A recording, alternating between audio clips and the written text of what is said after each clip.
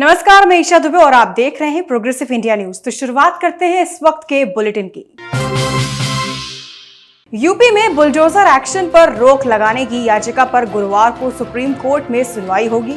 ये सुनवाई जमीयत उलेमा-ए-हिंद की अर्जी पर की जाएगी। जानकारी के मुताबिक गुरुवार को जस्टिस एएस बोपन्ना और जस्टिस विक्रमनाथ की बेंच सुनवाई करेगी।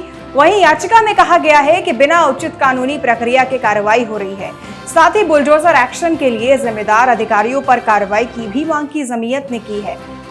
जमीयत उलेमा-ए-हिंद की लीगल सेल के सचिव गुलजार अहमद आजमी के हस्ताक्षर से दाखिल हुई याचिका में बताया गया है कि पैगंबर मोहम्मद के खिलाफ अपमानजनक टिप्पणी के विरोध में 3 जून को कानपुर में मुस्लिम समुदाय के लोगों ने प्रदर्शन किया। उनकी हिंदू समुदाय के लोगों से झड़प हुई और उसके बाद दोनों समुदाय के लोगों ने पथराव किया, लेकिन उसके बाद प्रशासन ने केवल एक तरफा कार्रवाई की और एक वर्ग से जुड़े लोगों के मकानों पर बुलडोजर भी चलाए। यूपी के डिप्टी सीएम केशव प्रसाद मौर्य बुधवार को झांसी पहुंचे, जहां डिप्टी सीएम केशव प्रसाद मौर्य ने कांग्रेस के पूर्व अध्यक्ष राहुल गांधी से प्रवर्तन निर्देशालय की ओर से की जा रही पूछताछ पर हो रहे प्रदर्शन पर कहा कि इसने साबित किया है कि ये सभी भ्रष्टाचारी हैं और भ्रष्टाचार से बचने के लिए दबाव बनाने की कोशिश कर रहे हैं। उन्होंने प्रधानमंत्री नरेंद्र मोदी का जिक्र करते हुए कहा कि जब पीएम मोदी गुजरात के मुख्यमंत्री थे तो उन्हें एसआईटी के सामने पेश होना पड़ा था, लेकिन पेशी से बचने के लिए उन्होंने कभी भी पार्टी की ताकत का सहारा नहीं लिया। वहीं गांधी खानदान के लिए देश और पार्टी नहीं बल्कि व्यक्ति बड़ा है। अग्निपथ भर्ती योजना को लेकर रक्षा विशेषज्ञों के बाद बहुजन समाज पार्टी की अध्यक्ष मायावती ने भी इस पर सवाल उठाए हैं। उन्होंने ट्वीट करके लिखा है कि सेना में काफी लंबे समय तक भर्ती लंबित रखने के बाद अब केंद्र ने सेना में 4 वर्ष अल्पावधि वाली अग्निवीर नई भर्ती योजना घोषित की है। उसको लुभावना और लाभकारी बताने के लिए बावजूद देश का युवा वर्ग असंतुष्ट और आक्रोशित है।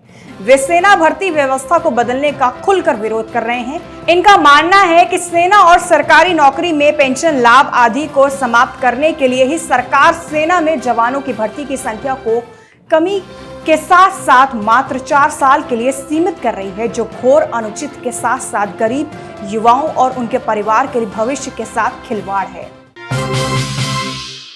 नेशनल हेराल्ड केस में राहुल गांधी से लगातार 3 दिनों तक करीब 30 घंटे पूछताछ की जा रही है। केंद्रीय एजेंसी ईडी की तरफ से अब एक बार फिर से राहुल गांधी को शुक्रवार को पूछताछ के लिए बुलाया गया है। वहीं इस मामले को लेकर कांग्रेस कार्यकर्ताओं में रोष है और वो पूरे देश भर में इसका विरोध कर रहे हैं। वहीं गुरुवार को भी यूपी की राजधानी लखनऊ में कांग्रेस प्रदर्शन करेगी, जहां कांग्रेस के कार्यकर्ता राजभवन का घेराव करेंगे। 10 जून को प्रयागराज समेत उत्तर प्रदेश के कई जिलों में हिंसात्मक घटनाएं हुई थी, जिसके बाद प्रयागराज में कई गिरफ्तारियां हुई। वहीं जुमे की नमाज के बाद हिंसा और बवाल के मामले में जिला कोर्ट ने 7 और पत्थरबाजों की जमानत अर्जी को खारिज कर दिया है। अदालत ने कहा कि लगाए गए आरोप गंभीर प्रकृति के अपराध हैं और इसलिए जमानत का कोई पर्याप्त आधार नहीं है। बीजेपी सांसद साध्वी निरंजन ज्योति काशी के 1 दिवसीय दौरे पर पहुंची, जहां उन्होंने सर्किट हाउस में पत्रकारों से बातचीत करते हुए कहा कि बीजेपी सरकार ने 8 साल में बेहतरीन काम किया है। उन्होंने कहा कि केंद्र सरकार ने शिक्षा, स्वास्थ्य के साथ साथ हर मूलभूत सुविधाओं पर ध्यान दिया। वहीं यूपी सहित देश के कई राज्यों में पत्थरबाजी पर साध्वी निरंजन ज्योति ने कहा कि ये एकदम प्रायोजित ढंग से देश का माहौल बिगाड़ने का काम है।